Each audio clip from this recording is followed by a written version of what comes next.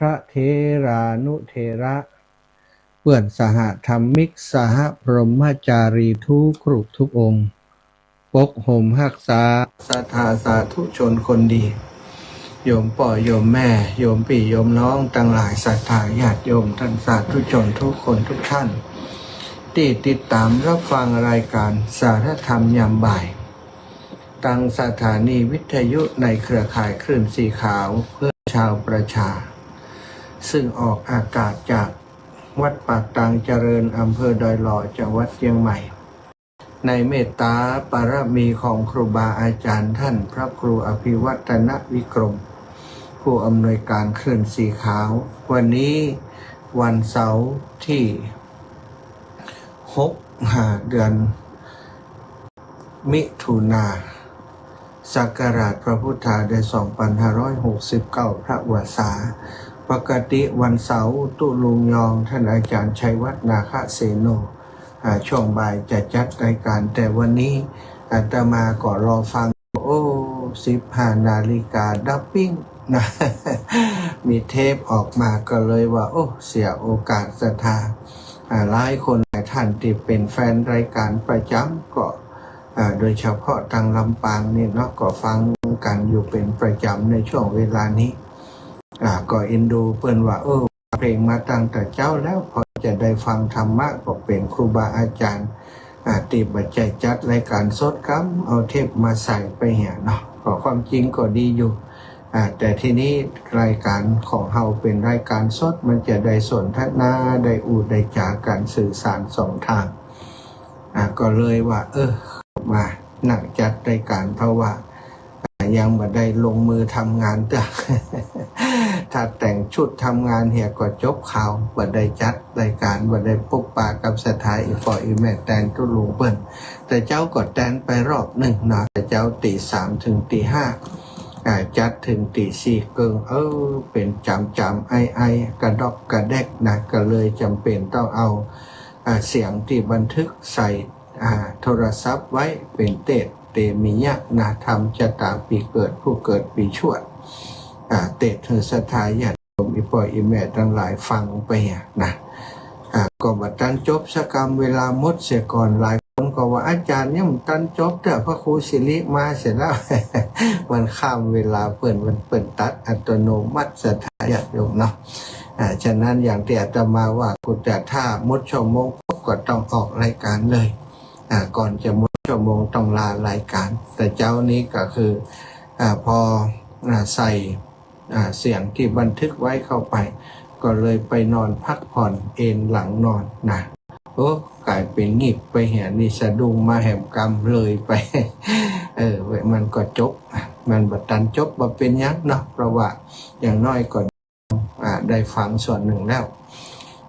พากันแล้ววันนี้ก็จะนำเรื่องราวดีๆมาอาจารย์มาแบ่งปันเพื่อย้อนความหลังทวนความหลังกับญาติโยมทั้งหลายได้ฟังแล้วก็คิดตามนึกตามเนาะบางเรื่องบางสิ่งบางอย่างในวิถีชีวิตปัจจุบันกับวิถีชีวิตที่ผ่านมาเมื่อบ่นานเท่าใดนี้ในยุคสมัยที่อีปออีแม่ทั้งหลายเป็นละอ่อนอาตมาภาพอ่อนอยู่สังคมในสมัยนั้นเป็นสังคมชนบทนะสังคมบ้านนอกเป็นสังคมที่บ่ค่อยมีเรื่องราวเหตุการณ์ร้ายๆอย่างเกิดขึ้นเนาะลักเล็กขโมยน้อยนี่ก็บ่มีคนจะลักจะจกกันเอาของนั่นไปขายเอานี่ไปขายบ่ค่อยมีนะแต่ก่อนที่ลักกันสมัยก่อนก็ลักวัวลักควายลักของใหญ่นั่น ลักวัวลักควายบางคนมีข้าวกินลูกหิวข้าวไปขอเข้าบ่ได้ไปลักเข้าก็มีเหมือนกันสมัยก่อนก็มีประมาณนี้นะแต่ปัจจุบันนี้เรื่องลักเรื่องจกนี่สถานรถเครื่องมอเตอร์ไซค์จอดไว้ข้างทางแป๊บเดียวหายก็มีหายไปเลยนะคนลักคนขโมยแม้กระทั่งรถเก๋งรถปิกอัพหายไปบางคนเพชรนินจินดาเอาเก็บไว้ที่บ้านที่จองเวลาไปไหนใส่อวดโชว์เขาไปกันไปงานไอ้พวกนักเลงลักเล็กขโมยน้อยมันสังเกตมันหันบ้านนี้มีสตังค์บ่เฮ้ย จำไว้นี่พอจำไว้แล้วกาวันดีคืนดีมีโอกาสเจ้าของบ้านไปอยู่เปิดไปเนี่ยการเนี่ยงานมีการมีงานมันก็ไปแอบไปลักไปขโมยนี่แต่ปัจจุบันนี้สังคมปัจจุบันนี้ไว้ใจกันว่าได้สมัยก่อนยุคก่อนสมัยก่อนนี้รั้วรอบขอบชิดยังบ่มีเนาะบ้านเฮานี่นะบ้านเมืองสมัยก่อนบ้านนอกขอกนาอาตมาภาพนี่เป็นคนบ้านนอกตัวจริงอยู่ชนบทอยู่บ้านนอกได้เติบโตมากับชีวิตชนบทบกรนี้บ่มีหัวนะสถาหัวนี่ก็ล้อมกันว่ากันควายมีนะล้อมกันว่ากันควายคนนี่มันเป็นปัญหารอดได้แต่ว่าควายนี่จะเข้าต้องโตเข้าคนนี่รอดกันไปได้แล้วก็หนทางเนาะบกรนี้บ้านนี้ไปบ้านนั้นบ้านนั้นไปบ้านนี้ทะลุหากันหมดทะลุหากันหมดมีว่าโดยเฉพาะครอบครัวเดียวกันพ่อแม่ลูกเนี่ยอยู่ด้วยกันในขวางเดียวกันขวางบ้านเดียวกันปลูกบ้านเป็นหลังทัดกันอยู่ในบริเวณนั้น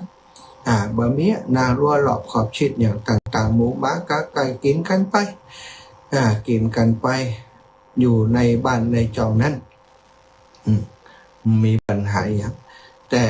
มาพอปัจจุบันนี้สถานชมแปลงบ้านหลังก็กันหัวกันอย่างเฮียโบดเป็นหัว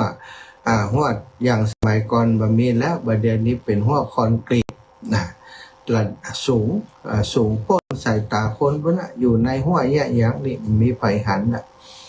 บางบ้านนี่เป็นเหมือนกำแพงสูงเหมือนกับคุกเหมือนกับตาราง ขังคนไว้ตั้งในเพื่อจะป้องกันทรัพย์สมบัติป้องกันเป็นความปลอดภัยของคนในครอบครัวที่อยู่ตั้งในนั้นแตกต่างจากคนสมัยก่อนไปในนี่สิ่งที่ป้องกันเฮาได้ในสมัยก่อนก็คือเปิ่งตาปีตาน้องเปิ่งปลาอาศัยกันคนนั้นบ่อยู่บ้านคนนั้นอยู่ช่วยกันพอบ้านเฮ้พอบ้านพอจองเฮ้ปีเฮ้น้องกันนี่สมัยก่อนเป็นอย่างนั้นแต่ปัจจุบันนี้ตัวไผ่ตัวมันออกบ้านก็แทบขแจเฮียปิดกุญแจเฮียเนาะมีอย่างเกิดขึ้นภายในบ้านนี่ลูกหลาน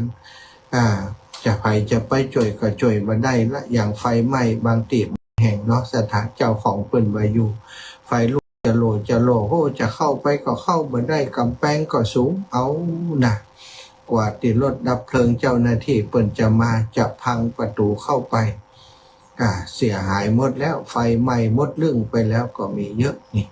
อันนี้คือยุคสมัยก่อนกับยุคปัจจุบันที่แตกต่างกันคนสมัยอีพ่ออีแม่เฒ่าแก่หมู่เฮาทั้งหลายส่วนใหญ่ในหมู่บ้านในชุมชนก็จะเป็นพี่เป็นน้องกันไปนับ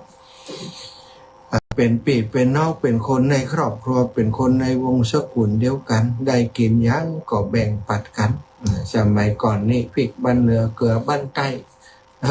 บ้านเฮาบ่มีพริกมดหล่นไปบ้าน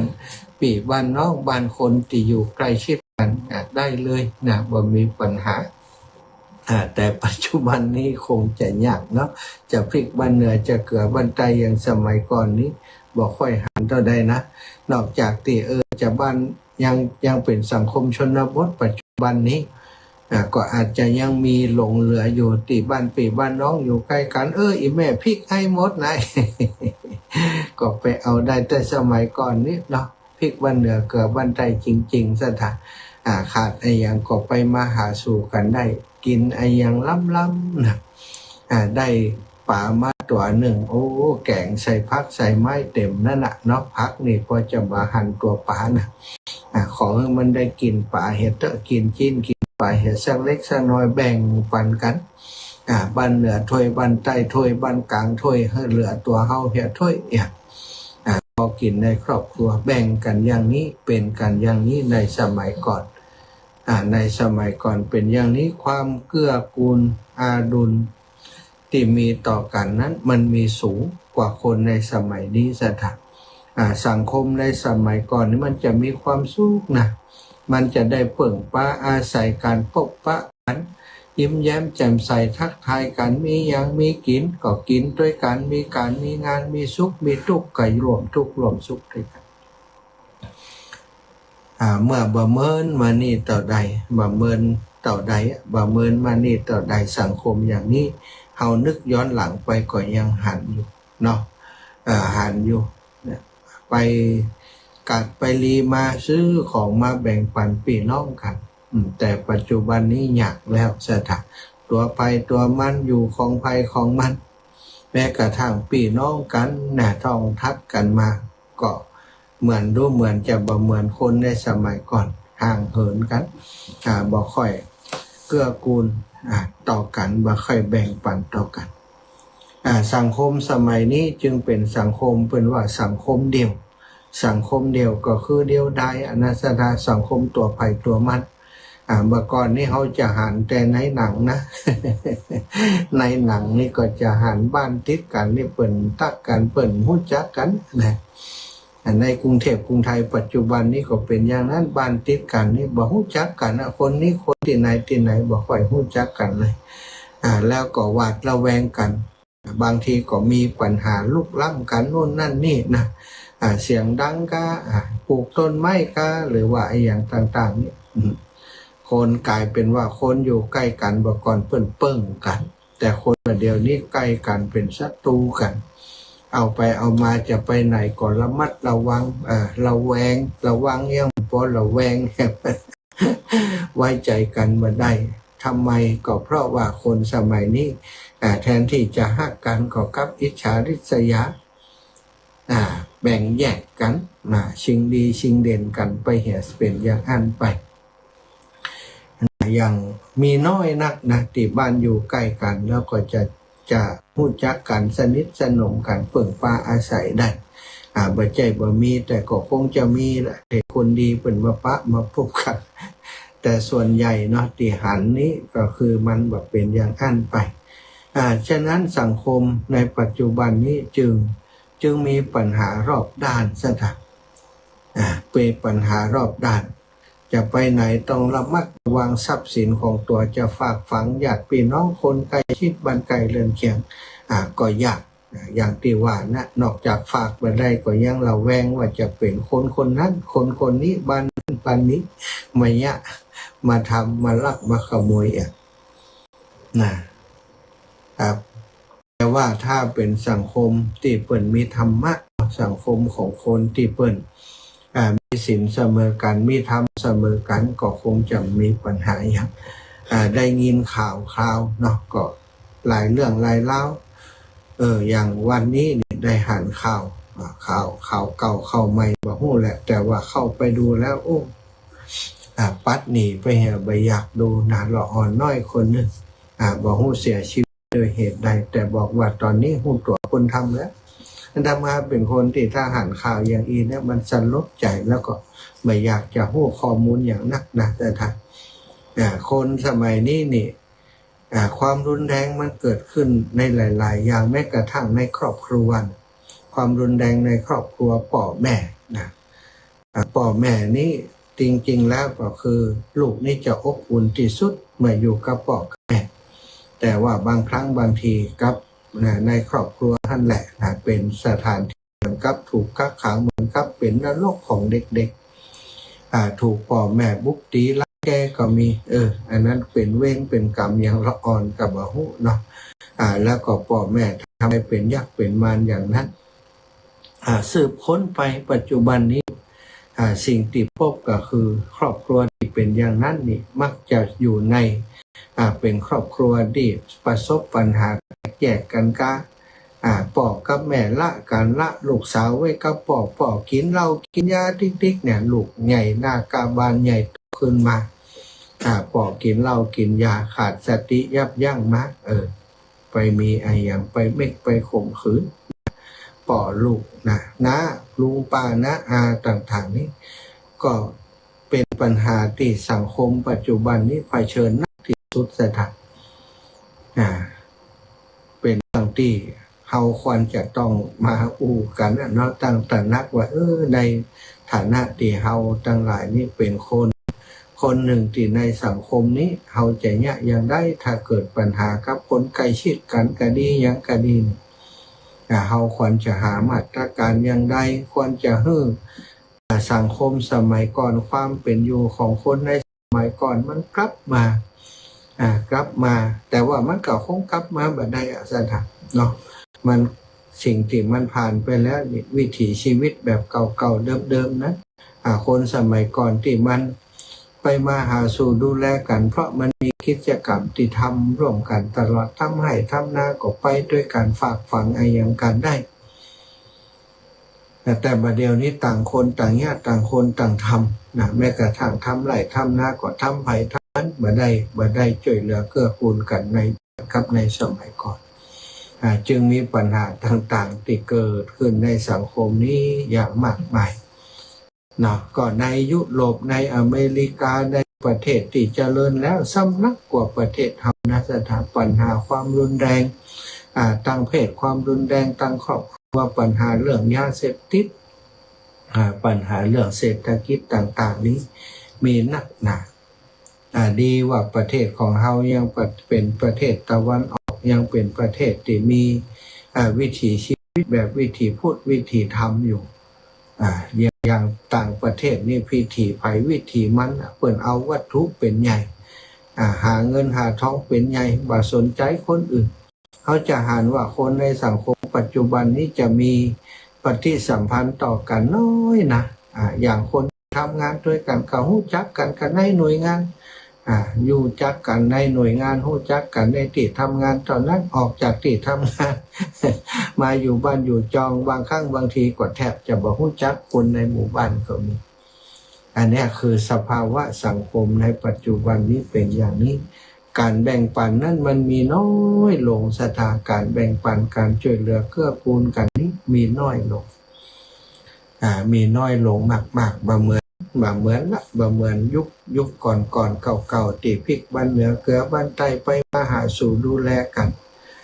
บ่มีเนาะในยุคนี้ในสมัยนี้ฉะนั้นเฮาตั้งหลายคนเฒ่าคนแก่อีพ่ออีแม่อยู่บ้านอยู่จองนี่ต้องเปิ่งปลาตัวเองให้หนักที่สุดบักก่อนนี่ยังเปิ่งปลาอาศัยลูกหลานบ้านหั่นบ้านนี่น่ะ ปัจเดี๋ยวนี้ยังโดยเฉพาะสังคมในเมืองเนาะจะยากขึ้นแต่ก็ยังมีอยู่บ้านสังคมที่ยังเป็นชุมชนยังเป็นหมู่บ้านยังเป็นอะไรอย่างบางครั้งบางทีพี่น้องอยู่ใกล้กันก็ยังเปิดกันได้แต่ว่าถ้าห่างไกลกันไปแล้วก็ยากนะพี่น้องไปอยู่โดยไปอยู่หมู่บ้านจัดสรรใกล้อย่างการนี้ยากที่จะดูแลซึ่งกันและกันอย่างอันเฮาควรจะสร้างสังคมที่มีความช่วยเหลือเกื้อกูลกันเนาะ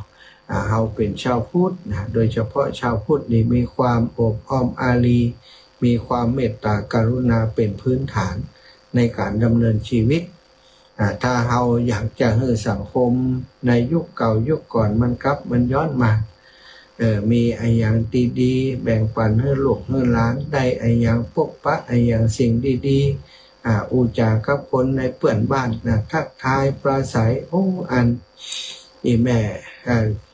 ชื่ออันเปิ่นมาอยู่ใกล้บ้านทักทายกันนะถามเปิ่นนะชวนเปิ่นไปวัดไปว่าพอหรือว่าชวนทำบุญสร้างบุญสร้างกุศลหรือว่าแม้กระทั่งได้กินอย่างดีๆล้ำๆนี่ถ้าเฮาจะสร้างสังคมให้มันน่าอยู่เนาะแบ่งปันเอาให้แบ่งปันคนอื่นพ่อแบ่งปันคนที่บ่ใจลูกใจหลานเฮาพ่อมันจะเกิดความรู้สึกดีๆย้อนกลับมาหาตัวเฮาถ้าเฮาบ่พยายามจะสร้างเนาะพยายามจะทำให้เกิดขึ้นปล่อยเลยตามเลยอาตมาคิดว่ายกโลกในยุคหน้ารุ่นหลานรุ่นเลนเฮานี่ปัญหาสังคมจะนักหนาแล้วก็รุนแรงนักกว่านี้อาศัยการแบ่งปันบางเตื้อนี่การแบ่งปันนี่มันมีหลายอย่างเนาะสถานวันก่อนอาตมาก็ถึงว่าแม้กระทั่งแบ่งปันความรู้ที่เฮามีอยู่นี่แบ่งปันความรู้แบ่งปันประสบการณ์ที่เฮาประสบอยู่นะเฮาได้ผ่านประสบการณ์นั้นมานี่แบ่งปันให้คนอื่นก็จะทำให้คนรุ่นหลังติดตามเฮามานั้นบางเตื้อบางทีนี่เขาบ่ต้องไปลองผิดลองถูกแหมแล้วเอาประสบการณ์ที่คนเฒ่าคนแก่เปิ่นบอกนะเอามาปรับปรุงเอามาทำมันก็จะย่นระยะเวลาลงไป บ่ต้องไปลองผิดลองถูกด้วยตัวเองอีกพอเปิ่นบอกอย่างนั้นแล้วเราก็สามารถมาต่อยอดมาทำให้เกิดประโยชน์กับตัวเราหรือว่ากับสังคมได้ในการแบ่งปันนี้คนในยุคก่อนเปิ่นจะช่วยกันจะแบ่งปันกันนะบางคนนี่จักสารจากอาตมาเคยถามป่อว่าอีป่อนี่อันติสารไอยังเป็นนี่เก่งป่ออาตมานี่สารเก่งสารกันลาก็นะกันลาที่เปิ้นใจตีเข้านะสารกันลาสารหมวกสารคุบนะอย่างได้ถามว่าอีป่อเฮียนจากไผมาบ่ได้เฮียนจากไผนะวะไปพอคนเฒ่าคนแก่เพิ่นเนี่ยไปขอเพิ่นเนี่ยพอเนี่ยถ้าญาพิษแบ่งปันทายทอดกันโดยบ่ห่วงวิชานี่คือสิ่งที่ทำให้สังคมสมัยก่อนมันอยู่ด้วยกันด้วยความงดงามด้วยความสุขโดยความสุขโดยความโดยความเอื้ออาทรต่อกันหลายคนก็บอกว่าโอ้บ่ฮู้จะแบ่งปันจังแบ่งปันบัดจ้างอาจารย์คำว่าแบ่งปันการที่เฮาใส่ใจคนอื่นถ้าเฮามีอย่างก็ตามบ่มีอย่างก็ตามสมมติว่าเฮาได้กินข้าวกินปลาดีกินอาหารรับสาระถ้าเฮากินคนเดียวมันก็คาบเดียวหายแซ่บเนาะ ได้กินได้เก็บเฮ็ดทอบสักลิตรเนี่ยแกงขาบนี่ยำขาบหน้านะยำขาบหน้าแหมขาบเอาไว้ต้มบางคนนึกหวังแต่ตัวเก่าคนเดียวบางคนคิดว่าโอ้แกงมดเนี่ยเอาแบ่งบ้านโน้นบ้านนี้คนตีเอาไว้คนเดียวก็กินคนเดียวสะลำอยู่คนเดียวลำอยู่บ้านส่วนคนตีหู้จักแบ่งปันนี่นะก็โอ้คนนั่นก็ได้กินตัวคนนี้ก็ได้กินตัวอย่างเปิ่นอย่างเฮาเนี่ยก็เฮากินของเปิ่นอย่างเดียวมันคงแบบม่วนมั้งเนาะถึงวันดีคืนดีมาคนนั่นเปิ่นได้อาหารล้ำอาจจะบ่ใจเฮ็ดทอบกันได้เนาะ เป็นจิ้นเป็นปลาเป็นไออย่างนี่โอ้นะแบ่งปันกันสมัยก่อนนี้นะครับทำกับข้าวอย่างเดียวแต่ว่าได้กินกับข้าวหลายอย่างเอากับข้าวไปส่งบ้านป้าคนนั้นป้าคนนั้นก็อันมาเอาตักอันนี้ไปตัวเนี่ยเปิ่นก็เอาถ้วยเฮานี่ไปเปลี่ยนกับถ้วยเปิ่นล้างเอากับข้าวที่เฮาเอาไปส่งให้เปิ่นเนี่ยเอาไปใส่ถ้วยเปิ่นล้างถ้วยให้เฮาแล้วกับข้าวเปิ่นใส่มาแหมก็ได้กับข้าวมาอย่างหนึ่งพี่สาวเอาไปส่งแหมบ้านก็ได้กับข้าวมาแหมอย่างนึงกลายเป็นเอาไปเอามากับข้าว4-5อย่างกันเปิ่นก็เหมือนกันครอบครัวต่างๆก็เหมือนกันได้คนอย่างปั่นกันต่างคนต่างแบ่งสถานอาตมานึกถึงเรื่องหลังอย่างอีเนี่ยเนาะสมัยนี้มันก็บ่มีแล้วเนาะเพียงแต่เฮาคิดว่าสมัยก่อนทำไมมันมีความงดงามอย่างนี้มันมีความห่วงใยกันมันมีอย่างมาช่วยเหลือกันมันสนิทใจกว่าคนในสมัยนี้เยอะนะศรัทธาญาติโยมอันนี้ปรารภปูจาให้ฟังเนาะแต่เดียวในชั่วโมงหลังชั่วโมงต่อไปจะได้นำเรื่องราวนำสาระธรรมเรื่องอื่นมาสนทนามาอูจากันเนาะก็ตอนนี้ก็จะให้ศรัทธาญาติโยมได้ฟังเพลงที่เป็นสาระธรรมเพลงที่มีข้อคิดให้กับศรัทธาญาติโยมได้สดับรับฟังเนื้อเอาเพลงอย่างนี้ศรัทธาเอาเพลงอันนี้มาได้ฟังเมือนนั่นเองอาตมาขออนุญาตเปิดให้ฟังเรื่องเพลงชีวิตพระธุดงค์มาได้ฟังหลายคนเวลาฟังนี้อาจารย์จะไปเดินแหมแล้วกันหรอจะได้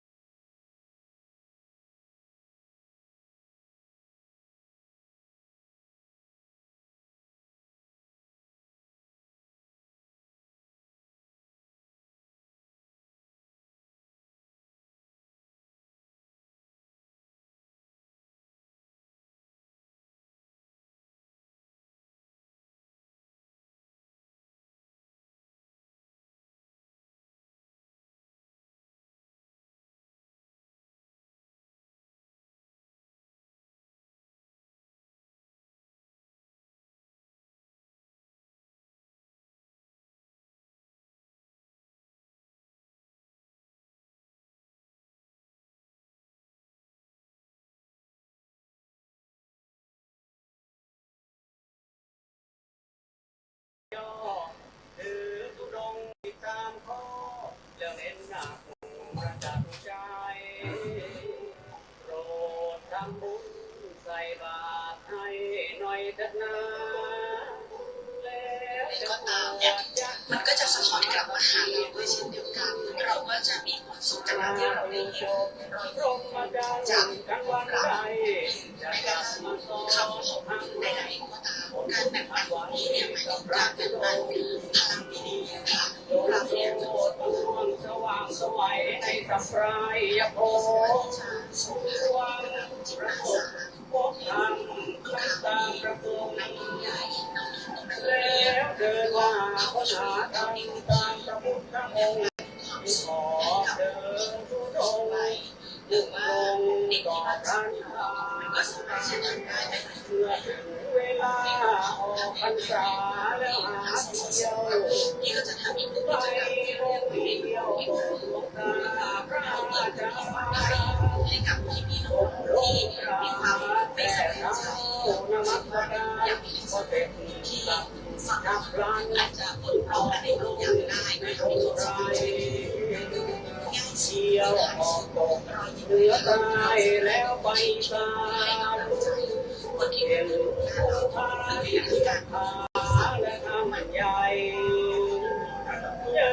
กระทิงเสือช้างมากมายตั้งสติทันใดแผ่เมตตาในทันทีทำให้ทั้งโลกต้องหันกลับมามองแดดแอฟริกายาวบ่ายไม่เคยปราณีใครมันแผดเผาจนพื้นดินแตกระแหงเหมือนริมฝีปากของคนที่ไม่ได้ดื่มน้ำมาหลายวันวันหนึ่งได้เดินทางเข้าป่าช้าเล็กๆแห่งที่ถูกทิ้งไว้กลางเมืองแห่งแรกเด็กหลายคนเดินข้ามผ่านดินแข็งกร้านเล็กๆที่ราชนาพลาสติกเก่าที่ว่างเปล่าไม่ได้เด็กเล่นไม่ได้ร้องไม่ได้ทะเลาะกันเหมือนเด็กทั่วไปเขาขาดทั้งหมดในร่างกายใช้ไปกับการร้องหล่อเลื่อมข้างนอกจะร้อนร้อนไม่เป็นไรบ่อน้ำเก่าหลังบ้านใจอย่าแต่ลุวันนี้กลมันกลายงเป็นเรื่องที่มีแต่โคนดำและกลาเล็กงสิ่งหลวงตาท่านสอนไว้ให้ปลดลงจงตั้งจิตให้มั่นคงน้อมโน้มแห่งภาวนาเป็นเช่นพระโมคคัลลาสารีบุตรเจ้าหน้าที่จากหลายหน่วยงานรถบรรทุกขนน้ำโครงการช่วยเหลือระยะสั้นทำสัญญาสุขในภาษาที่คนในหมู่บ้านฟังไม่ออกแต่ทุกอย่างจากไปเร็วกว่าแผ่นแรงเสมอเช้าวันหนึ่งรถของคณะช่วยเหลือจากนานาชาติเรียกตัวผมจากหมู่บ้านอย่างเงียบงันทิ้งไว้ที่ลอยล้อบนดินและข่าวร้ายที่แพร่กระจายตาแดงกำจากแดดและความอับจนชายชราไม่ร้องไห้ความเงียบของเขาดังมากกว่าน้ำตาใดๆเด็กหญิงคนเดียวเลือกชายเสื้อแม่แล้วถามว่ามีเราจะมีน้ำไหมเจ้าหน้าที่บางคนจากหน่วยประสานงานนานาชาติที่อยู่ใกล้พื้นที่ทำหน้าไม่เชื่อไม่ได้ยินแนวคิดเดินไม่ใช่งานชั่วคราวธรรมดามันต้องใช้ระบบที่ผ่านมาตรฐานไม่ได้โง่เพียงแบบนี้เพียงแค่ฟังอย่างสุภาพเรียกว่าคนที่ไม่เคยเห็นในไทยในเมืองชาติไทยเข้าใจผิดว่ามันเป็นเพียงริบาราคาแต่สำหรับผู้ที่อยู่ทางนี้ไม่ใช่ของเมื่อสิ้นลมไปต่อไปใจจะไปที่กระบอกน้ำให้ถึงข้าพเจ้าที่เกินกล่าวถึงเรื่องราวของพระธุดงค์มีน้ำไม่เข้าเราก็เสียกำลังใจจบลงแต่เพียงนี้จุดใดผ่านหรือไม่แต่เพียงทำทางการไปของโลกเขาจึงให้ใจมองยาวเป็นครั้งแรกสวัสดีเราอยู่บนทางตาสิ่งที่ผ่านยกมือปานเอื้อบนความของใจและในกลางเสียงหัวเราะนั้นไม่มีใครพูดคำว่าปาฏิหาริย์ทุกคนรู้ดีว่าสิ่งที่ไหลออกมาจากปลายไม้ไผ่ไม่ใช่แค่น้ำแต่มันคือศักดิ์ศรีของมนุษย์ที่ถูกพากลับคืนมาเพื่อมองกันนั้นว่าน้ำชุดแรกไหลมาจากบ้านเราเคยได้ดูแต่การลำไส้นั้นยาวนานน้ำเริ่มทำงานเป็นมันสิ่งที่เห็นชัดมีว่าสายน้ำขนาดเปลี่ยนแปลงในท่าทีที่เดินผ่านเมื่อก่อน เขาขอรับคอยเย็นไม่ใส่น้ำไม่ช่วยเราเดินหน้าไปมองฟ้าและสวนตาที่เริ่มร้อนเพิ่มก่อนขึ้นรถได้เดินรุ่นระบบครั้งสุดท้ายอาวุธและทีมชาติหน้าของบ้านยืนรายงานด้วยท่าทีมั่นใจวิธีสองวิธีแรกวิธีรักษาสิ่งนี้ต่อไปแล้วที่ทำมีเข้าบ้านได้แต่สำหรับทหารชาติไทยความโด่งดังไม่ใช่เพราะเลยจะสุดทุกรีที่เรามีทุนแนวชอบเดินสิ่งเล็กประหลาดที่ทำสุดเองให้มันปล่อยออกได้ได้จะบอกให้ได้ยินว่าผู้นำน้ำในเรื่องที่ว่าแรงเพราะว่าทันทีที่มาเสียงเชื่อเชื่อไม่เคยสำคัญมันน้ำต้องมาอยู่ในอย่างไรก็ตามคำนี้อยากได้ใจผู้ช่วยในมันเลยบอกว่าช่วยไม่ได้แปลว่าต้องให้โพสต์ไปบอกว่าที่ช่วยชีวิตคนได้จริงไม่เป็นสิ่งที่เรียกได้ที่สุดคิดแต่ต้องอาศัยความคิดกล้าคิดกล้าสิ่งบางอย่างในทางที่ทำแล้วแพ้เป็นไรบ้านที่มองคอไปภายใต้แสงจันทร์แล้วคู่กับตะวันตกแต่เรื่องนี้เป็นข่าวจัดจ้านแต่สำหรับใน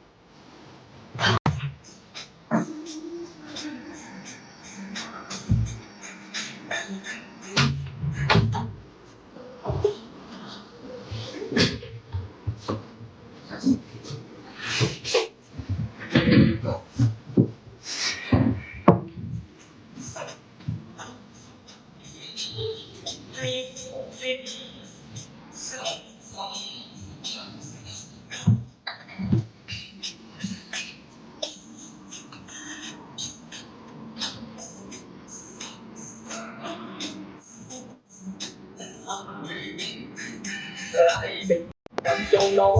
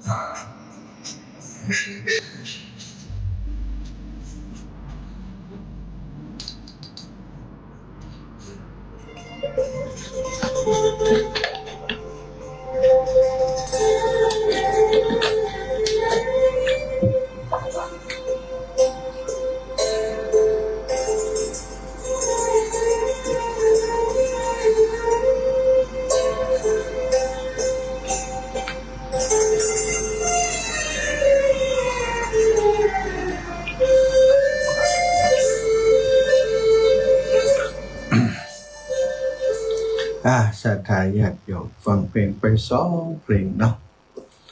เป็นเพลงสารธรรมเพลงหนึ่งเป็นเพลงชีวิตพระธุดงค์ เพลินพรมแดนได้ร้องเอาไว้เป็นเพลงที่อาตมาชอบใจตอนที่เดินธุดงค์แล้วก็จัดรายการต่อมาก็โรมศรีธรรมราชองคุริมานก็เป็นเพลงที่เกี่ยวกับพระสาวกองค์หนึ่งของพระสัมมาสัมพุทธเจ้าที่ชื่อว่าองคุริมานอดีตมหาโจร อดีตมหาโจรผู้ยิ่งใหญ่ฆ่าคนไปหลายพันคนซะนะตะกี้ชั่วโมงที่ผ่านไปได้พูดจากันถึงเรื่องการแบ่งปัน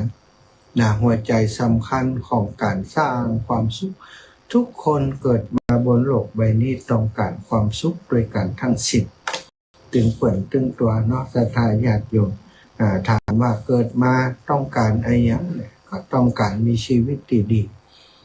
ชีวิตที่ดีนั้นในความหมายก็คือมันมีความสุขถ้ามีชีวิตที่ดีแล้วบ่มีความสุขไปจะมีชีวิตที่ดีได้เนาะชีวิตที่ดีก็คือชีวิตที่มีความสุขชีวิตจะมีความสุขได้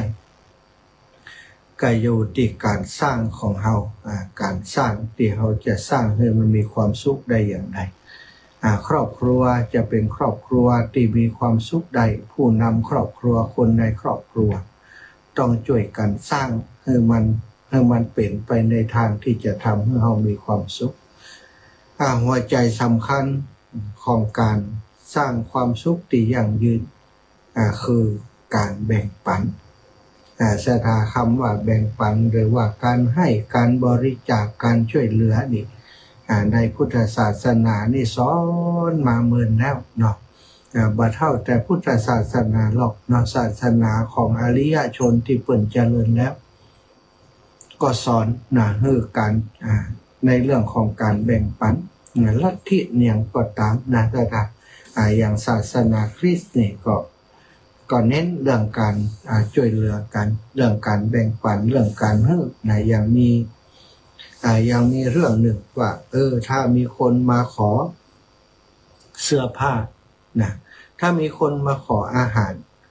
คือถามว่าเสื้อผ้าเขามีตัวก่อนบางเตื่อมันจะขาดเหมือนกันอาหารก็มีเสื้อผ้าอาภรณ์ก็มีใส่เครื่องนุ่งห่มก็มีใส่ถ้ามีคนมาขออาหารคือถามว่าเสื้อผ้ามีปอใจก่อนถ้ามีเสื้อผ้าถ้ามาขอเสื้อผ้าก็คือถามว่าอาหารมีกินก่อนเครื่องนุ่งห่มเครื่องห่มต่างๆมีเพียงพอก่อนนะครับอันนี้คือน้ำจิตน้ำใจของที่เปิ่นสอนกันในศาสนานิกของศาสนาอื่นๆก็สอนกันเรื่องการให้เรื่องการแบ่งปันโดยเฉพาะพุทธศาสนาของเฮาเนี่ยต้นแบบของเฮาก็คือพระสัมมาสัมพุทธเจ้านี่สถาบัดเฮาแต่ว่าชาติที่เป็นพระเวสสันดรนะทุกภพทุกชาติที่พระองค์เกิดมาหลังจากที่ปรารถนาตั้งสัจจะอธิษฐานเพื่อจะตรัสรู้อนุตตรสัมมาสัมพุทธโพธิญาณเป็นพระพุทธเจ้าพระองค์ได้ทรงกระทำทานกรณธรรมธรรมสำหรับการที่จะเป็นพระพุทธเจ้าทานพุทธทานพุทธกรณธรรมเกี่ยวกับการบำเพ็ญทานปารมีนี้ทุกภพทุกชาติที่พระองค์เกิดมาจากความเป็นทานปารมีศีลปารมีภาวนาปารมีเนกขัมมะปารมีขันติปารมีวิริยะปารมีปัญญาปารมีทุกภพทุกชาติศรัทธาญาติโยมสั่งสมมาอย่างนี้บางชาติก็เน้นเรื่องขันติปารมีแต่ว่าเน้นเรื่องใดเรื่องหนึ่งไม่ได้หมายความว่าละเลยเรื่องอื่นหมดอย่างในชาติที่บำเพ็ญวิริยะปารมีนั้นก็ในการฮือตานก็ยังทำอยู่ศีลปารมีก็ยังทำอยู่เนกขัมมะปารมีก็ยังทำเป็นต้นแบบโดยพุทธองค์นี้ถือว่าพระโพธิสัตว์พุทธเจ้าทุกพระองค์นี้จะเป็นต้นแบบในเรื่องของการแบ่งปันการช่วยเหลือการให้ความช่วยเหลือแก่สัตว์แก่มนุษย์แก่สัตว์แม้กระทั่งคนที่ตกระกำลำบากต่างๆบันเลือกหน้าบันเลือกตีรักบันมักตีชังบันเลือกว่าสิ่งที่จะช่วยเหลือนั้นเป็นภัยบันเลือกชั้นวรรณะถ้าเป็นมนุษย์เป็นคนก็บันเลือกว่าจะเป็นคนจันทานเป็นคนชั้นต่ำเป็นคนที่คนอื่นบ่เอาเป็นแม้กระทั่งเป็นขี้ถูกขูดถังต่างๆเนี่ยพระพุทธองค์ก็ทรงช่วยเหลือทรงแบ่งปันความสุขที่พระองค์มีให้กับคนเหล่านั้นอย่างในเรื่องจัดสุดท้ายที่เป็นพระเวสสันดรสถานที่เป็นโพธิสัตว์จัดสุดท้ายความเป็นทานปารมีศรัทธาญาติโยมทั้งหลายพ ระองค์แบ่งปันทุกอย่างทุกเรื่องเลยแบ่งปันแม้กระทั่งผู้อันเป็นที่รักของพระองค์เนี่ยแบ่งปันเป็นตานให้คนอื่นนะปู่ชูชกไปขอลูกอันเป็นแก้วตาดวงใจชาลีกันหาชาลีขอไปอย่างซะค่ะขอไปเป็นคนใจวะ ปู่ชูชกนี่ลำบากเพราะอย่างลำบากเพราะเมียนี่เป็นคนมันเป็นคนขยันไปตักน้ำนะแล้วก็ปนนิบัติปู่ชูชกดีสามีของผู้หญิงในหมู่บ้านนั้นหันนาง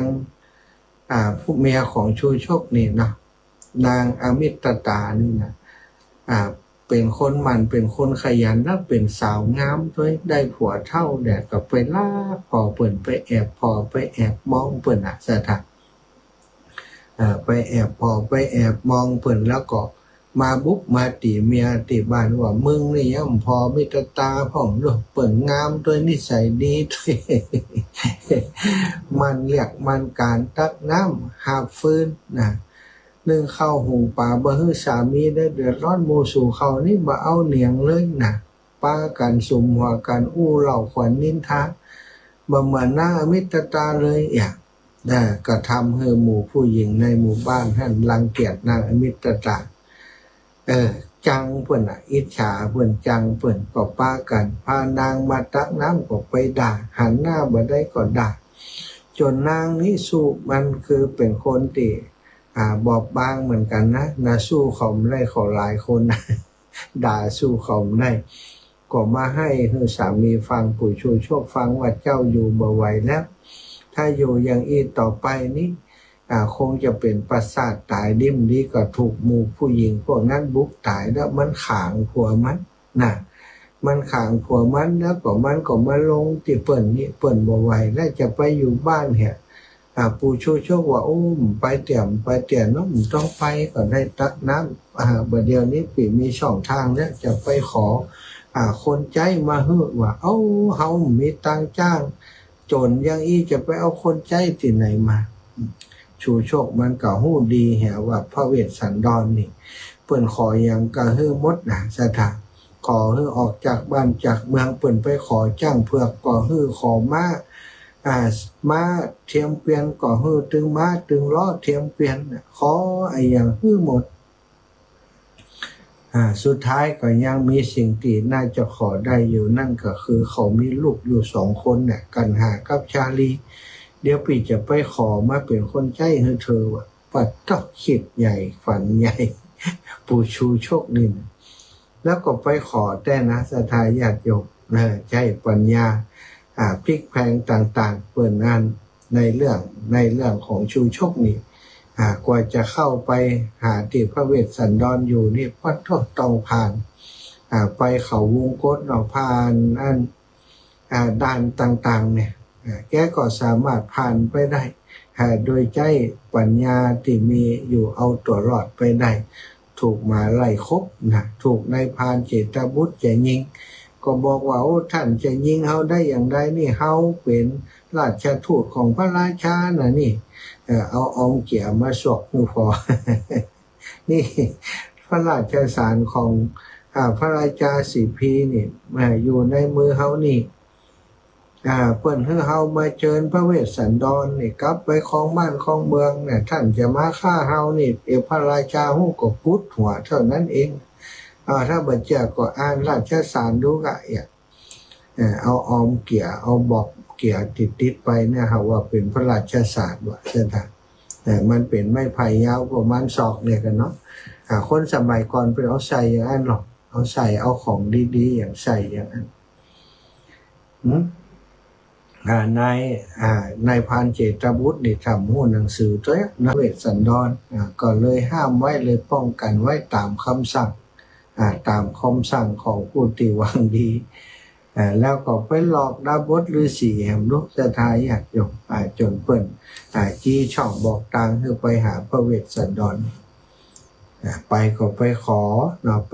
เอาลูกเอากันหาชาลีมา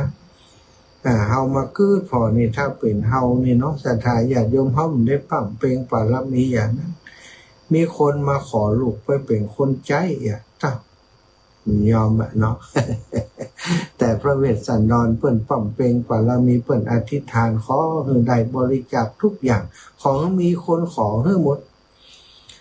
บางพระชาตินะบางพระชาติที่เป็นโพธิสัตว์เนี่ยเป็นกษัตริย์อยู่บริจาคทุกอย่างให้ทุกอย่างแล้วก็ปรารถนาที่ว่าแม่ไผจะมาขอดวงตาก็ให้อย่างพระอินทร์ก็เลยลองใจพอว่ากษัตริย์องค์นี้ว่าแต่ก็ลงไปทำเป็นคนตาบอดว่าได้รับความลำบากมาขอดวงตากษัตริย์องค์นั้นก็ควักดวงตาให้เลยโดยที่ว่าต้องอย่างนักเลยศรัทธาต้องการจะทำอย่างนั้นอยู่แล้วเอาคือกับพราหมณ์คนนั้นที่พระอินทร์แปลงร่างมาพราหมณ์คนนั้นก็เอาตาไปใส่ตาตัวเก่าก็หันแจ้งลึ่งทันทีว่าต้องผ่าตัดอย่างสมัยนี้ส่วนเมื่อได้ตาแล้วนะก็ปรากฏว่าแปลงร่างออกมากลับเป็นร่างเดิมเป็นพระอินทร์สีเขียวๆนะท่านฮู้กอประเดี๋ยวนี้ท่านเอาตาฮื้อไผนี่ว่าฮื้อพราหมณ์แก่คนหนึ่งพราหมณ์แก่คนนั่นคือตัวเฮานี่เป็นพระอินทร์มาจากสวรรค์มาเดี๋ยวนี้ปณิธานในการที่ท่านจะแบ่งดวงตาปันดวงตาฮื้อตานแก่คนอื่นนี่สำเร็จแล้วที่ท่านตั้งใจไว้สำเร็จแล้วบัดเดี๋ยวนี้ถ้าหากท่านต้องการจะเป็นผู้มีดวงตาดีเหมือนเดิมนะท่านก็สามารถทำได้ด้วยการอธิษฐานถึงบุญที่ท่านได้บริจาคดวงตากับผู้อื่นนี้นะว่าขอให้ท่านได้มีดวงตาที่กลับมาปกติได้หันแจ้งใสเหมือนเดิมเถิดท่านก็จะได้กษัตริย์องค์นั้นพอตาบอดแล้วก็ลำบากกะเนาะจะปฏิบัติพระราชกรณียกิจต่างๆก็บ่ได้ก็เลยได้อธิษฐานว่าโดยบุญที่ข้าพเจ้าได้มอบดวงตาให้แก่ผู้อื่นขอให้ข้าพเจ้าเป็นผู้มีดวงตาที่สวยสดงดงามทุกภพทุกชาติเถิดอธิษฐานจบก็ได้สมันตจักษุทิพย์เกิดขึ้นสมันตจักษุคือตาที่พอหันโดยรอบไม่ใช่ตาเหมือนคนทั่วไปคนทั่วไปอย่างเฮานี่พอได้ตั้งหน้าอย่างเดียวหรอกตั้งข้างจะพอก็ต้องเหลียวไปเหลียวซ้ายเหลียวขวาถ้าจะพอตั้งหลังก็เหลียวไปตั้งหลังแต่สมันตจักขุของโพธิสัตว์เจ้าที่ได้นั้น360 องศาหันไปไกลหันรอบหันตั้งหลังตัว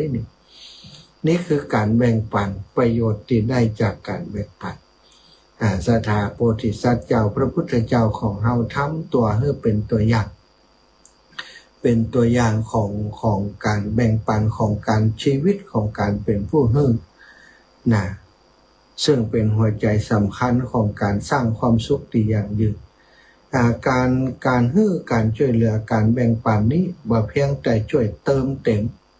ให้กับผู้รับเท่านั้นนะเปิ้นขาดอย่างเฮาเติมให้เปิ้นเต็มเฮาช่วยให้เปิ้นได้ในสิ่งนั้นบ่ใช่แค่นั้นนะจะถ่ายญาติโยมมันยังช่วยกระตุ้นเปิ้นเฮาว่าสารเคมีแห่งความรักสารเคมีแห่งความรักแห่งความผูกพันที่เรียกว่าออกซิโทซินภาษาทางวิทยาศาสตร์เรียกว่าออกซิโทซิน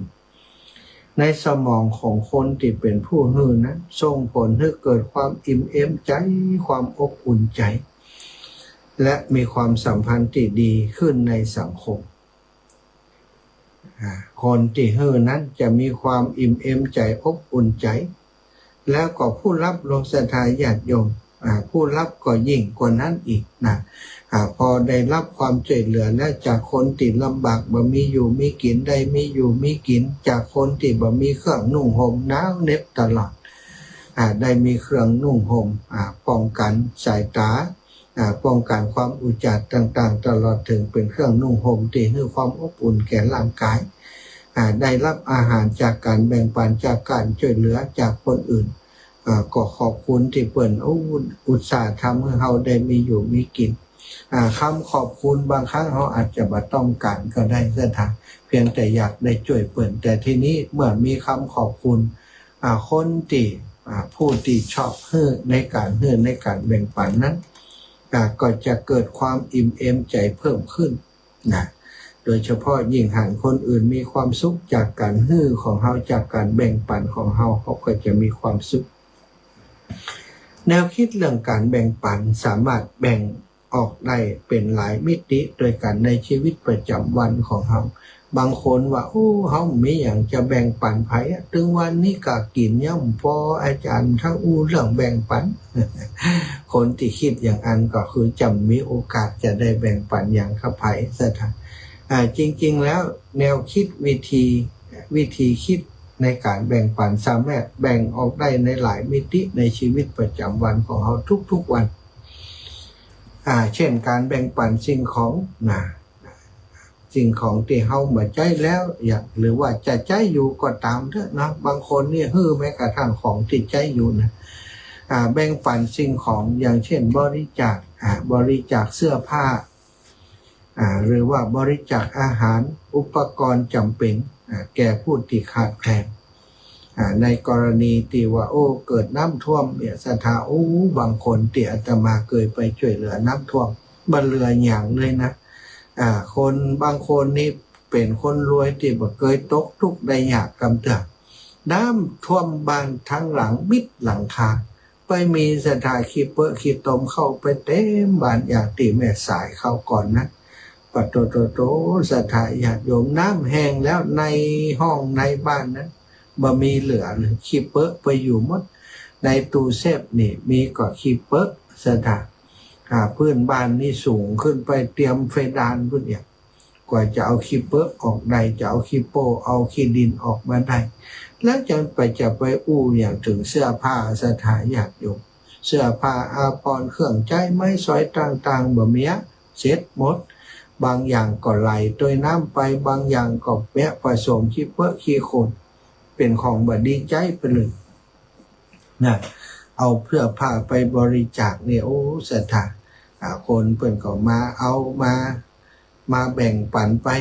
บางคนนี้ก็เข้าใจเอาแต่อีปอแล้วเอาไปแบ่งให้คนอื่นถ้าเอาไปให้คนที่เพิ่นอาจจะบ่ถึงตั้งในแต่บางคนก็หันบางคนนี่อันเพิ่นเอาอย่างมาเอาหมด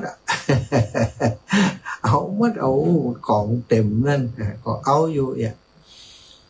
นี่ก็มีเหมือนกันนะคนที่เอาอย่างเดียวแต่ว่าบางคนที่บอกว่าเอาไปแบ่งคนอื่นจะบอกขอป้อก่อนเจ้านะเอาไม้กวาดไปเอาเครื่องอุปกรณ์ทำความสะอาดคุขี้เปอะขี้ตมคือไปไปหมอบเพิ่นได้ใช้ประโยชน์แบ่งปันกันศรัทธาเฮาเป็นเฮาก็บ่ใจได้ร่ำได้รวยอย่างนะแต่เฮาก็สามารถแบ่งปันสิ่งที่เฮามีอยู่บางสิ่งบางอย่างมันแบ่งกันได้อย่างตอนที่น้ำท่วมอาตมาประกาศทางวิทยุไปประกาศไปวัน2วันเนี่ยสถานได้ของ 3-4 ลำรถเอาไปเที่ยวเอาไปบริจาคให้กับคนที่เปิ้นลำบากคนที่หันอาตมาศรัทธาที่หันอาตมาทำบางคนก็ท่านอาจารย์อีแม่ขอหอมน้ำมันเก็บเถอะอีแม่มีค่าเสื้อผ้าหอมน้ำมันหอมค่าอาหารค่านู่นค่านี่ที่ท่านอาจารย์เดินทางเนี่ยก็กลุ่มนั่นกลุ่มนี้ไป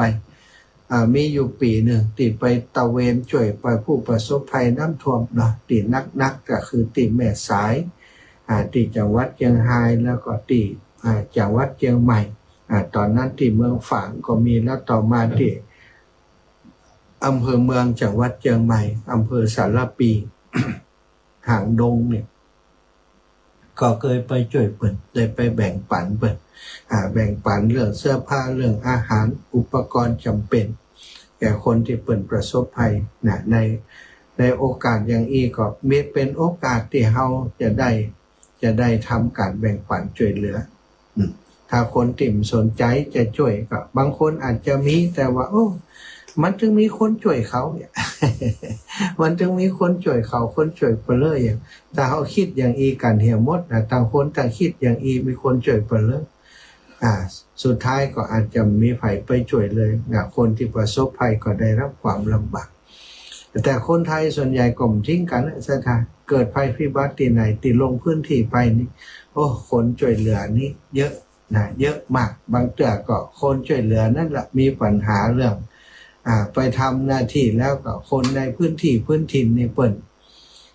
เจ้าหน้าที่เปิ่นกล้าอย่างกล้าเปิ่นเปิ่นเสียหน้าคนทางนอกไปจ่วยคนทางในมันได้จ่วยคนตัวเองเนี่ยเปิ่นก็บ่อำนวยความสะดวกก็มีนะพอจ่วยเปิ่นแล้วเนี่ยคำขอบคุณสักคำก็มีบางทีบางแห่งก็มีแต่ว่าคนที่ลงตัดสินใจจะทำอย่างอีแล้วเขาบอกกึดนักละอย่างอาตมานี่บ่ได้กึดเรื่องนั้นนะพอลงไปจ่วยเปิ่นได้ก็พอแล้วเนาะทำกับเขาบางเตือก็ไปทำกับเขากับป่าหื้อผู้ประสบภัยต่างๆอาหารเข้าสวยข้าวสวยไข่ดาวข้าวกะเพราไข่ดาวนี่สถาน1 จานนี่มีคุณค่าสำหรับคนที่เปิ่นได้กินข้าววัน2 วันนะอย่างน้ำท่วมเชียงใหม่คราวก่อนเนี่ยบางคนได้กินข้าว2 วันเนี่ย ก็มีคุณค่าต่อเปิ่นดีอยู่ที่เฮาการแบ่งปันสิ่งของการบริจาคเสื้อผ้าอาหารอุปกรณ์ที่จำเป็นแก่คนที่เปิ่นขาดแคลนก็ต้องเน้นด้วยแก่คนที่เปิ่นจำเป็นแก่คนที่เปิ่นขาดแคลนถ้าเฮาเอาของไปให้คนที่เปิ่นบ่จำเป็นคนที่เปิ่นบ่ขาดแคลนเนี่ยเปิ่นก็อาจจะว่าเฮานี่ดูถูกดูแคลนเปิ่นกล้าอย่างนี้ก็มีเหมือนกันนะจ๊ะต้องฮู้กาลเทศะเนาะเวลาใดควรช่วยเวลาใดควรจะช่วยเหลือสิ่งใดเปิ่นต้องการอย่างหนึ่งเอาอย่างหนึ่งไปฮู้เหตุมันก็บ่ตรงตามที่เปิ่นต้องการแบ่งปันสิ่งของบริจาคเสื้อผ้าอาหารอุปกรณ์จำเป็นที่ขาดแคลนดูอาจจะไปช่วยที่ไหนก็อาตมานี่ก็จะดูจะวิเคราะห์ก่อนว่าฟังข่าวฟังนั้นเปิ่นขาดในอย่างเนี่ยก็จะเอาไปเอาไปช่วยเหลือเปิ่น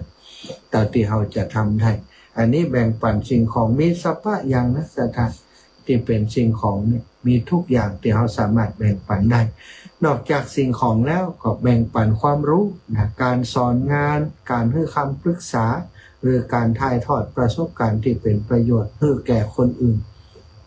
ให้แก่คนที่เปิ่นต้องการ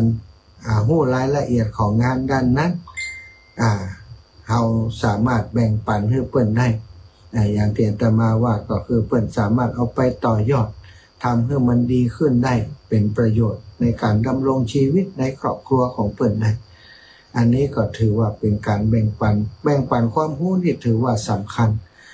คนที่มีความรู้ถ้าเขาเก็บไว้กับตัวเก่าเขาคนเดียวมาแบ่งปันไผมันก็กุ้มกับตัวเก่าเขาคนเดียวกุ้มกับตัวเก่าเขาคนเดียวก็บอกกุ้มไผความรู้บางอย่างนะ ความรู้บางอย่างประสบการณ์บางอย่างมันมีค่าถ้าเขาบ่สอนไผเลยบ่ปันไผเลยบ่แบ่งไผเลยวันหนึ่งเมื่อเขาเสียชีวิตไป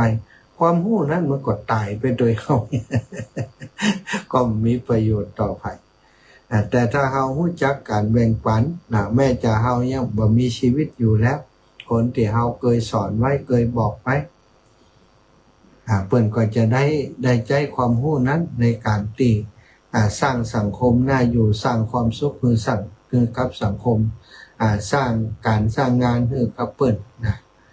สร้างความเจริญให้กับประเทศชาติของเราได้ความรู้คือสิ่งที่สำคัญในการพัฒนา บางคนนี่ก็กักความรู้ไว้นะมีความรู้แต่บ่แบ่งบ่ปันไผนะกักความรู้นะกักความรู้ไว้บางเตือก็บอกก็สอนคนอื่นแต่ว่าบ่สอนละเอียดนะเรียกว่าอย่างมีการมกเม็ดมีการกักเอาไว้โดยอันนี้ก็มีเหมือนกันนะศรัทธาญาติโยมแต่ว่ามันก็ดูที่เหตุที่ผลเนาะบางคนนี่สอนหมดก็อาจจะบ่ได้เหมือนกันมันจะมาทำร้ายเฮาทีหลัง ก็เอาบอกพอดีในการแบ่งปันความรู้นี่อย่างพระสงฆ์องค์สังฆเจ้าที่เปิ้นจัดรายการในคลื่นสีขาวของเฮานั้นศรัทธาเปิ้นก็มาแบ่งปันความรู้ในเรื่องของธรรมะก็ถือว่าเหมือนกับการสอนสอนศรัทธาให้ได้มีความรู้หลายๆคนศรัทธาญาติโยมทั้งหลายอีแม่บ่เคยรู้เลยหออาจารย์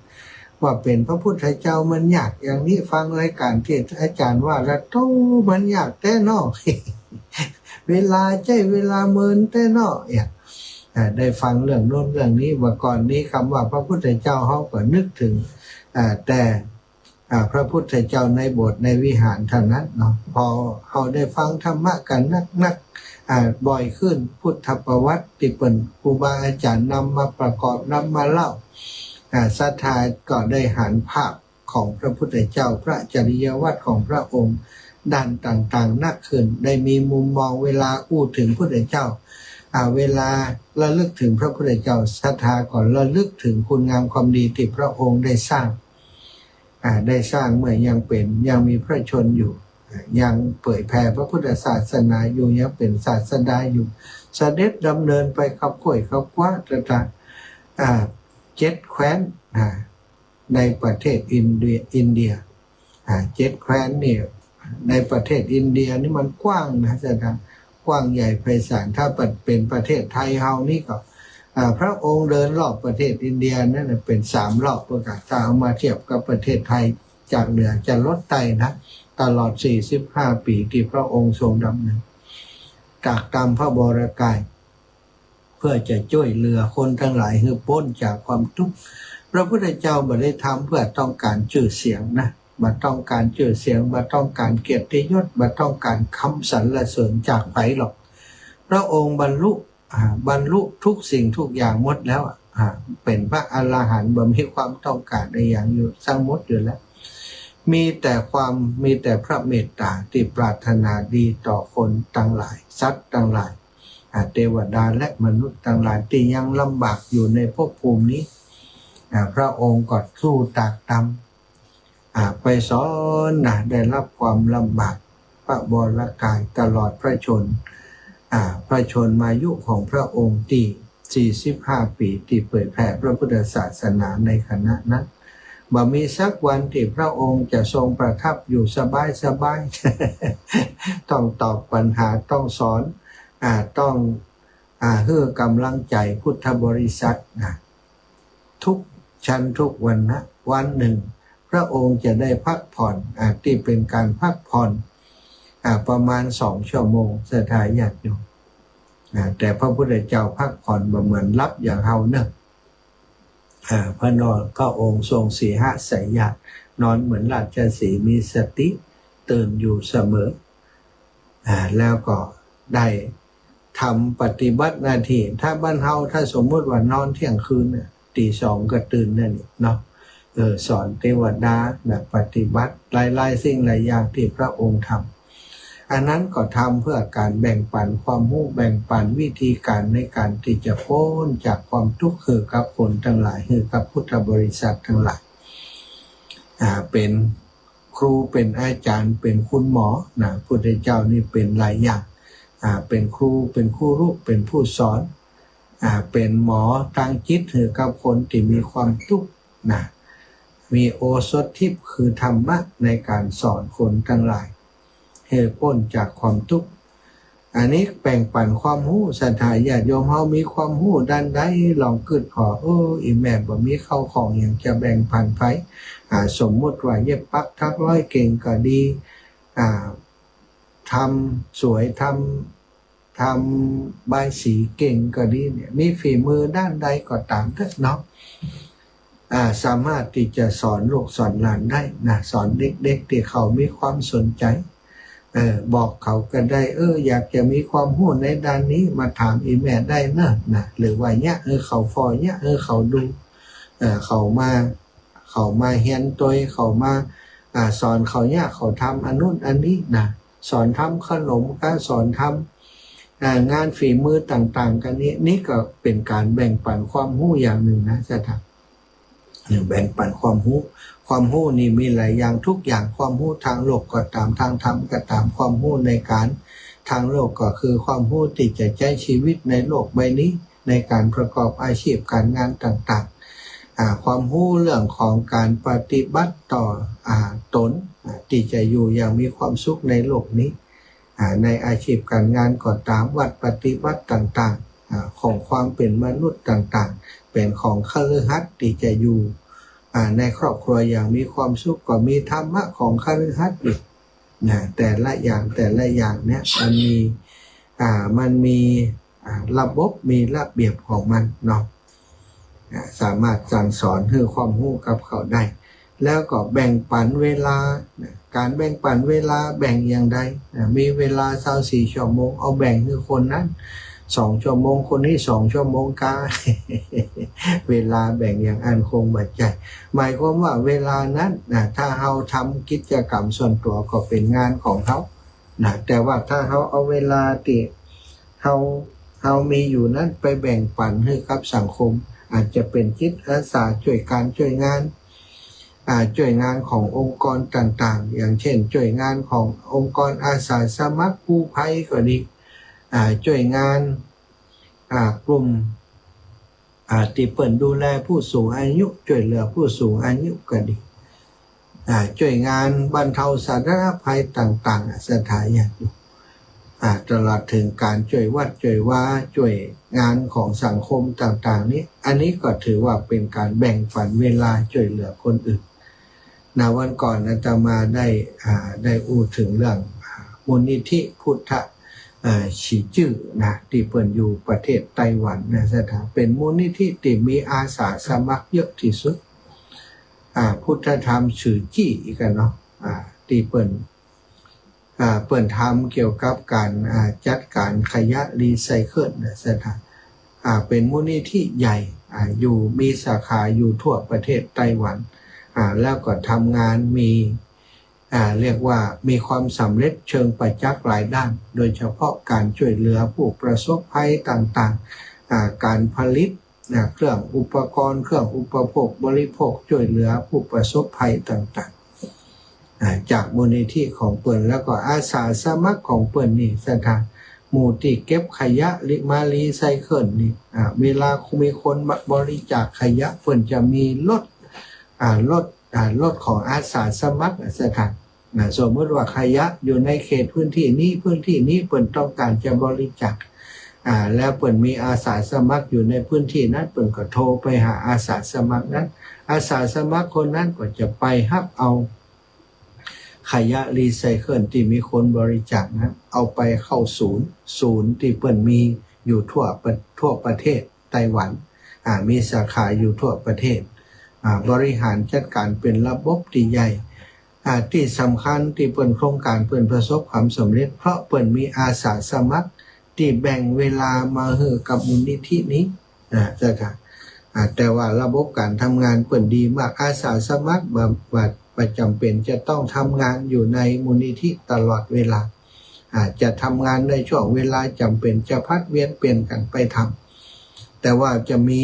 อาสาสมัครอยู่เป็นแสนทั่วประเทศที่ทำงานเกี่ยวกับเรื่องของขยะรีไซเคิลองค์กรจะเป็นองค์กรที่บ่หวังผลตอบแทนบ่หวังบ่ได้หวังผลตอบแทนบ่ได้หวังผลทางการค้าแต่หวังในเรื่องของการช่วยเหลือสังคมประเทศไต้หวันเป็นประเทศเล็กๆสถานญาติโยมเป็นประเทศที่อยู่บนเกาะเป็นเกาะหนึ่ง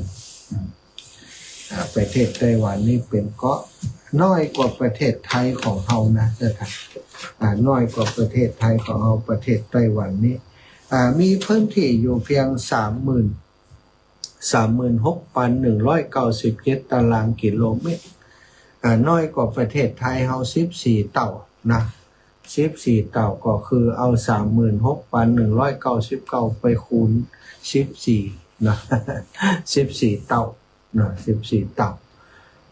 นั่นก็คือพื้นที่ของประเทศไทยของเรากับประเทศเพิ่นที่แตกต่างกันแต่ว่าประชากรความหนาแน่นของประชากรของเพิ่นนี่หนักกว่าเราประชากรของเพิ่นนี่มีน้อยกว่าเราเท่าหนึ่งนะมีน้อยกว่าเราเท่าหนึ่งเพิ่น36เอา60ปลาย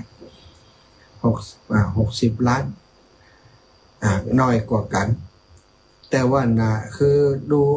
โดยตารางกิโลเมตรพื้นที่ประเทศเพิ่นน้อยประชากรอยู่นักปัญหาของประเทศไต้หวันมันเป็นเกาะเนื้อสถานก็คือเรื่องของขยะขยะบ้านเปิ้นนี้เป็นสังคมไต้หวันในช่วง60 ปีที่ผ่านมาเปิ้นพัฒนาในเรื่องของอุตสาหกรรมก็คือมีโรงงานผลิตอุตสาหกรรมต่างๆไปตั้งในประเทศไต้หวันเยอะเนาะเยอะมาก แล้วก็โรงงานถ่านหลุงเล็กก็โรงงานอย่างใหญ่ๆเนี่ยเมื่อก่อนนี้เคยตั้งยุโรปตั้งอเมริกาอย่างพวกต่อมาเอามาตั้งที่ประเทศไต้หวันทำให้ประเทศของไต้หวันนี้จะเป็นประเทศเรียกว่าเป็นประเทศอุตสาหกรรมประเทศหนึ่งเกษตรกรรมนี่มีน้อยนะเฉพาะพื้นที่บรรณะส่วนใหญ่ก็จะเป็นอุตสาหกรรมมีโรงถ่านหลุงเล็กที่ใหญ่ๆอยู่ 4-5 แห่งแล้วก็ประเทศเปิดด้วยความที่ประชากรเยอะเนาะความต้องการในการใช้ทรัพยากรธรรมชาติสูงมากประเทศไต้หวันก็ทำให้มีขยะนะขยะที่เหลือใช้จากในการใช้ในชีวิตประจำวันนี่เยอะนะขยะโดยเฉพาะขยะที่เป็นของใช้ที่เป็นพลาสติกเนี่ยอย่างบ้านเฮาเนี่ยสถานที่เปิดรณรงค์ให้เลิกใช้ถุงกอบแกบนะถุงเซี่ยวๆเนี่ยไต้หวันก็มีปัญหาเหมือนกันนะไต้หวันนี้แต่ว่าไต้หวันนี้ทำกันจริงจังถ้าเขาไปซื้อของในเซเว่นในอย่างของเปิดที่ไต้หวันเขาต้องเอาถุงผ้าไปนะถ้ามีถุงผ้าไปไม่อย่างใส่กำมาลุ้นปุ่มปั๊มออกมาเปิ้นมีถุงฮึเปิ้นมีถุงฮึเพราะต้องการลดปริมาณขยะของถุงเซี่ยวๆของเปิ้นแต่ว่าบ้านเฮานี่ยังแบบประสบความสำเร็จเนาะรณรงค์กันมาหลายครั้งหลายรอบรัฐบาลก็เคยทำ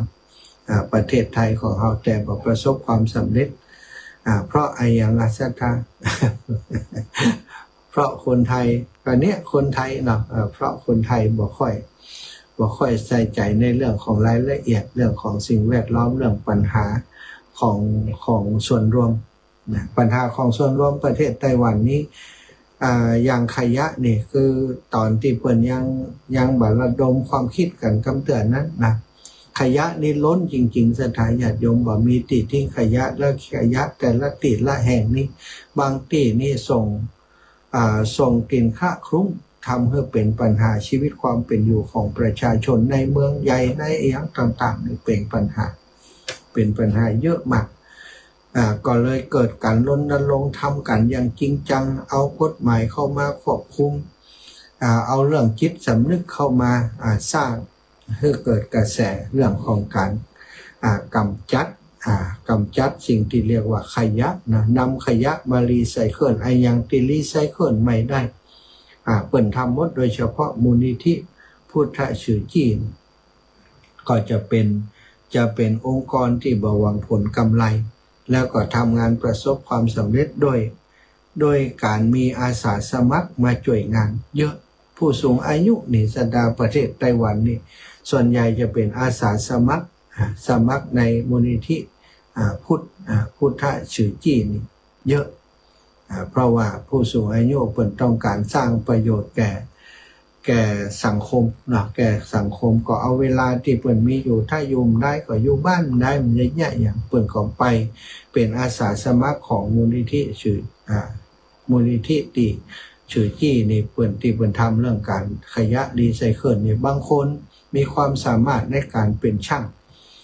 งไม้ก็ดีช่างไฟก็ดีช่างอลูมิเนียมช่างกระจกอย่างมีงานทำบ่ล่ะสถานบางคนบริจาคกระจกเป็นลำรถเนี่ยเพิ่นก็เอาไปแปลงตู้ปลาแปลงโน่นแปลงนั่นแปลงนี่เนี่ยเอาไปช่วยคนเอาไปช่วยคนบริจาคบางคนบริจาคเฟอร์นิเจอร์มาเพิ่นก็เอาไปซ่อมแซมปรับปรุงแล้วสามารถเอาไปช่วยเหลือคนที่เพิ่นขาดแคลนได้ครับอย่างตู้กับข้าวกาอย่างการนี่สถานเปิ้นอย่างไต้หวันนี่เปิ้นจะมีเป็นประเทศที่เฟอร์นิเจอร์ของเปิ้นนี่เนาะเฟอร์นิเจอร์ของเปิ้นจะเปลี่ยนทุกปีปีใหม่ก็เปลี่ยนเฟอร์นิเจอร์แล้วเอาไปทิ้งเนี่ยพอเอาไปทิ้งอย่างอันแทนที่จะเอาไปทิ้งเปิ้นก็เอาบริจาคคือมูลนิธิที่เปิ้นทำเรื่องขยะรีไซเคิลนี่มูลนิธิก็ส่งคนไปรับมาแล้วก็เอามาปรับปรุงทำใหม่เอาเปิ้นก็มีบริษัทรองรับบริษัทก็เอาไปทำเอาไปบางเตือก็เอาไปแจกอย่างต่างๆเท่ากับว่าแทนที่เปิ้นเอาไปแจกในแทนที่เขาจะซื้อเนี่ยก็ต้องได้ซื้อแล้วมีของที่เปิ้นไปแจกเนี่ย พิ่นเอาไปแบ่งปันเนี่ยอันนี้คือการแบ่งปันแบ่งปันที่เรียกว่าเป็นการแบ่งปันที่ถูกต้องแบ่งปันเวลาก็ไปเป็นอาสาสมัครช่วยเหลือผู้สูงอายุช่วยเหลือคนด้อยโอกาสต่างๆช่วยเหลือสังคมในอย่างบัดเดี๋ยวนี้มีบัดเดี๋ยวเขาทำคอนเทนต์เนาะเขาเรียกว่าคอนเทนต์ทำลง TikTok เนี่ยอาตมาหันหลายครั้งแล้วรวมกลุ่มกันไปกำจัดไปเพี้ยวถนนหนทางเนี่ยสถานญาติโยมบางเตือหญ้านะมันคุมถนนจนพอจาก2 เลนเหลือเลนเดียวน้อยๆนะรถไปมาลำบาก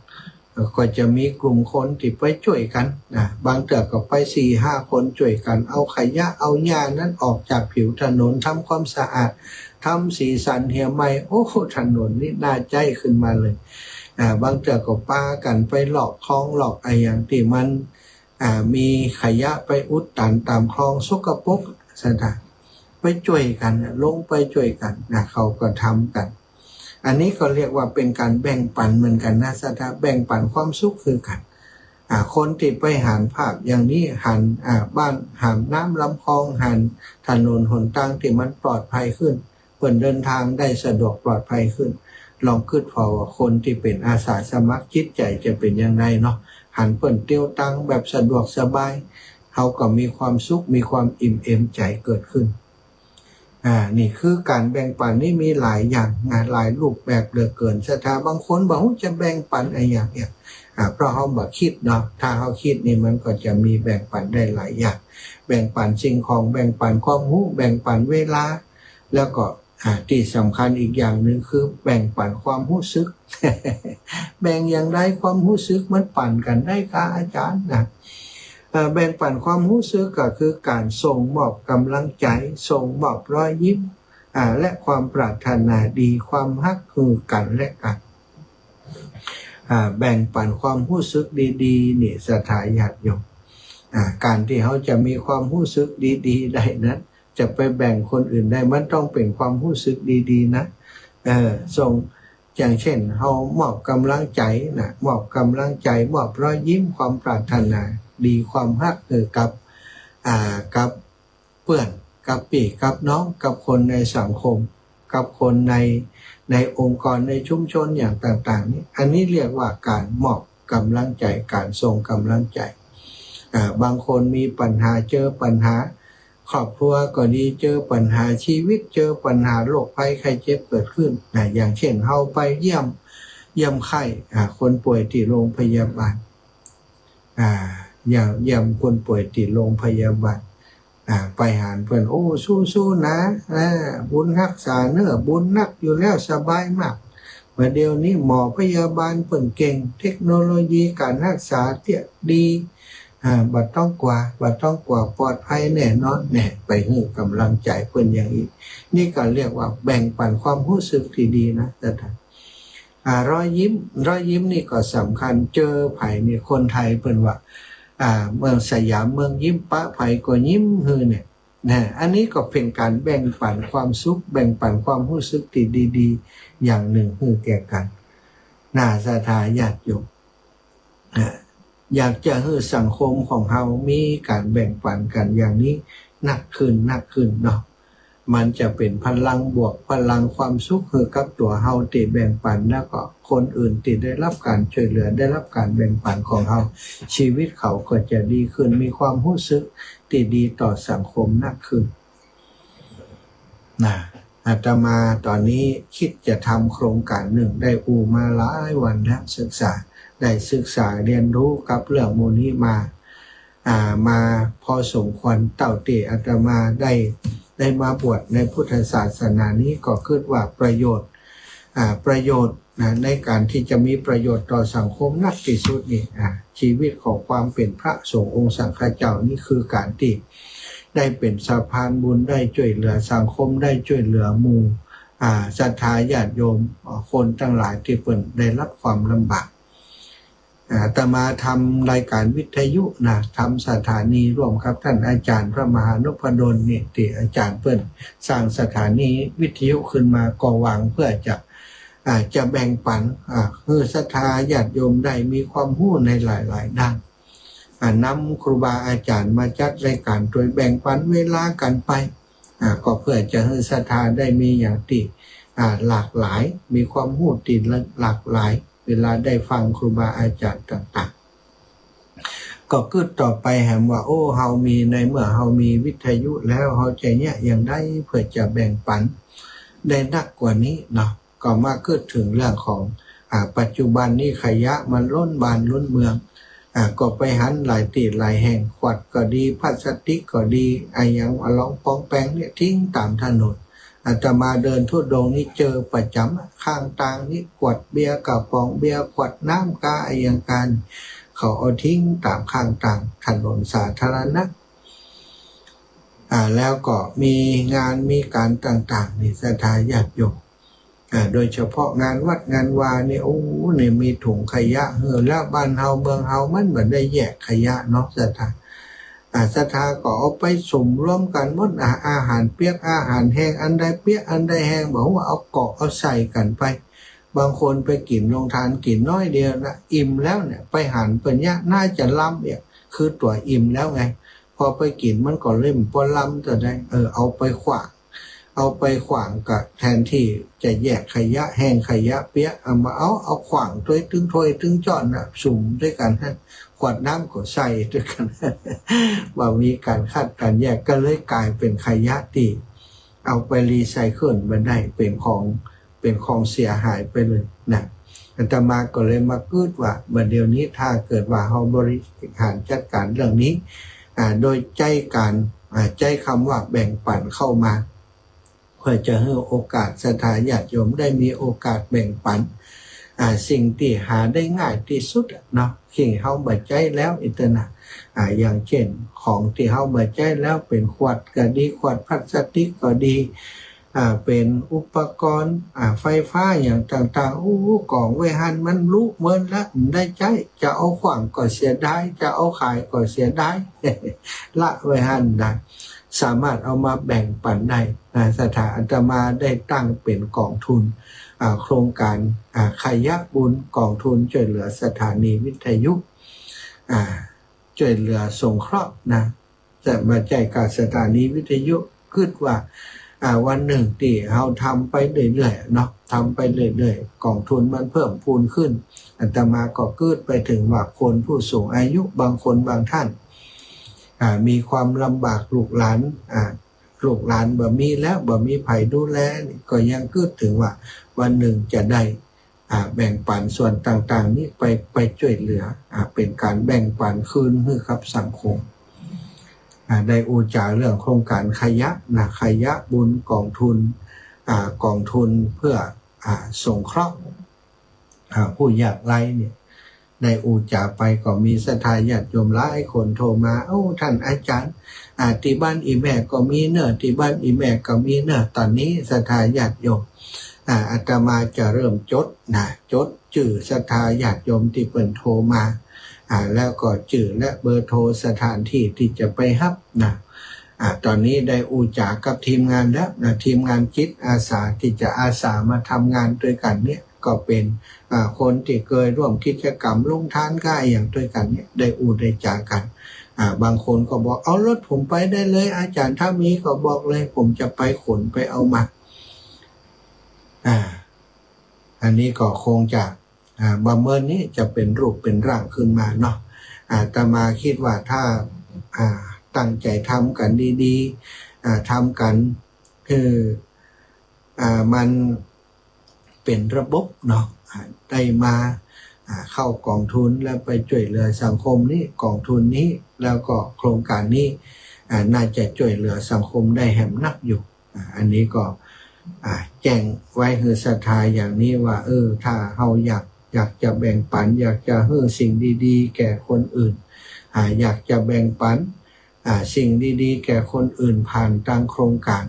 ขยะบุญออมบุญไม่มีทุนก็ทำได้นี่นะว่าไม่มีทุนอย่างก็ทำบุญได้โดยการคัดแยกขยะที่มีอยู่เก็บขยะหันขวดหันกระป๋องในเก็บไว้เลยนะตู้เจ้าเพิ่นจะ เอาไปเพาะกันพร้อมกันนะจะเอามาเป็นกองทุนออมบุญออมบุญด้วยขยะเนาะอันนี้แจ้งคือไว้บอกคือไว้เนอะศรัทธาวันนี้วันที่6นะวันเสาร์ที่6วันที่8นี้แฮม8ค่ำเดือน9นะแฮม8ค่ำเดือน9เหนือจะมีงานประเพณีส่งน้ำพระธาตุส่งน้ำพระธาตุที่วัดพระพุทธบาทอุดมน้ำบ่อสาวาเนอะศรัทธาญาติโยมงานนี้ได้รับการแจ้งนะในการนิมนต์จากหลวงปู่หลวงพ่อนะท่านพระครูสุจิตตานุรักษ์พระครูสุจิตตานุรักษ์เพิ่นได้แจ้งมาว่าได้นิมนต์ผ่านมาเนาะนิมนต์เพื่อไปร่วมกิจกรรมส่งน้ำพระธาตุอาตมาก็จะเดินทางในวันที่28เนอะศรัทธาญาติโยมศรัทธาอีพ่ออีแม่ทั้งหลายถ้าใครจะร่วมบุญจะไปร่วมบุญที่วัดพระพุทธบาทอุดมจะฝากอาตมาไปก็แจ้งมาได้เนาะจะนำผ้าป่าไปช่วยเปิ่นสักกองหนึ่งหลวงพ่อก็เป็นเจ้าของสถานีธรรมสถานีวิทยุโดยสถานใครจะบริจาคการน้ำกาไฟช่วยเหลือไปก็เรียนเชิญเจริญพรได้นะเอาละเนาะเวลาจะหมดเวลาแล้ววันนี้อาตมาบ่ได้เปิดสายเนาะเพราะว่าเปิดสายในช่วงบ่ายนี้บ่ค่อยมีคนโทรสักเท่าใด ก็เลยไว้เปิดสายตอนค่ำก็แล้วกันเนาะเวลาจะหมดเวลาแล้วก็ขออนุญาตนำรายการจากลาศรัทธาญาติโยมไปด้วยเวลาเพียงเท่านี้เนอะขอความสุขความสัสดีจงมีแก่ศรัทธาสาธุชนทุกคนทุกท่านจัตตารโอธรรมาวัฏันติอายุวโนสุขังพลัง